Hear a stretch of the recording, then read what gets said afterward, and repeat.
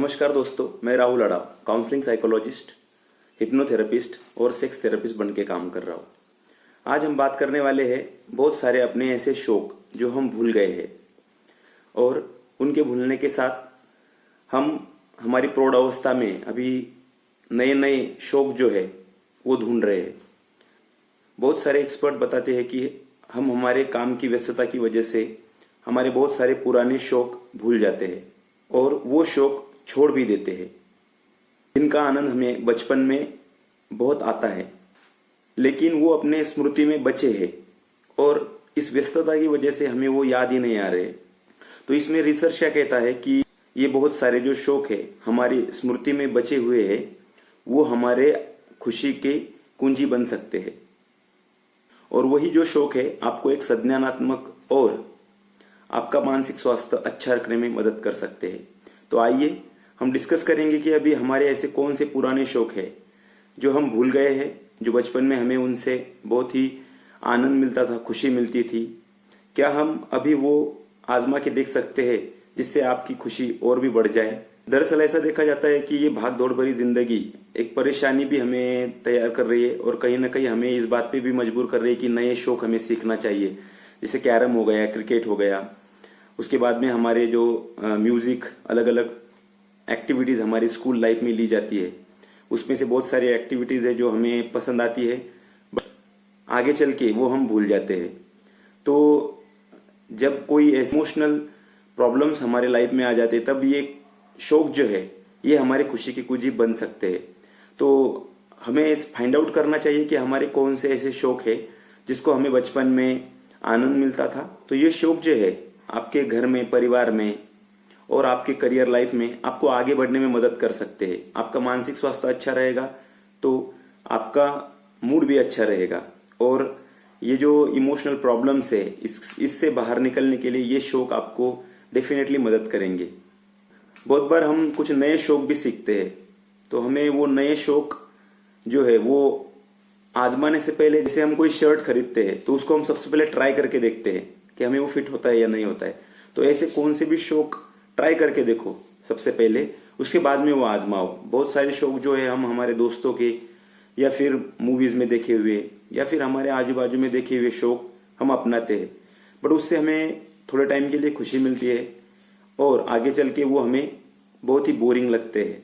तो ऐसे शौक ना आजमाएं, ट्राई करके देखें, उसके बाद में अपनाएं। तो ऐसे कौन से शौक है जो हमें बचपन में हम करते थे और हमारे दोस्तों के भी साथ खेलते थे?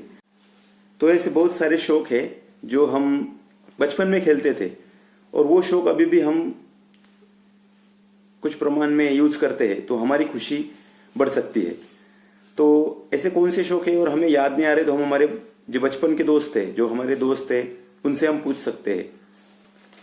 हम देख पाते हैं कि बहुत सारे जो सुझाव है कि हम ये ट्राई करके देखना चाहिए। तो हम हमारा आंतरिक विशेषता है उसको हम कम महत्व देते हैं, तो हमें हमारी आंतरिक विशेषता जो है और जिसमें हम ट्राई करके देख चुके हैं वही शौक हमें अपनाने हैं, जिससे आपको एक आंतरिक सुख मिलेगा और आपको देखने के लिए ये भी आनंद होगा कि मैं जो कर रहा हूँ उसमें मुझे हैप्पीनेस आ रहा है और वो आपको बोरिंग भी नहीं लग रहा है। बहुत बार हम देखते हैं कि हम ऐसा करियर चूज करते हैं जिसमें कुछ रचनात्मकता हमें नहीं दिखती, जैसे कि आर्ट्स सब्जेक्ट हो गया, ड्राइंग का हमें बचपन में रुचि रहती है, तो डेफिनेटली जब हम पूरा फोकस देके हमारा ड्राइंग करते हैं तो अच्छे न्यूरोट्रांसमीटर हमारे ब्रेन में सीक्रेट होते हैं और वो हमें हैप्पीनेस का अनुभव कराते हैं। तो हम ऐसा करियर आगे चल के चुनते हैं जिसमें कुछ रचनात्मकता और संज्ञानात्मकता नहीं रहती है।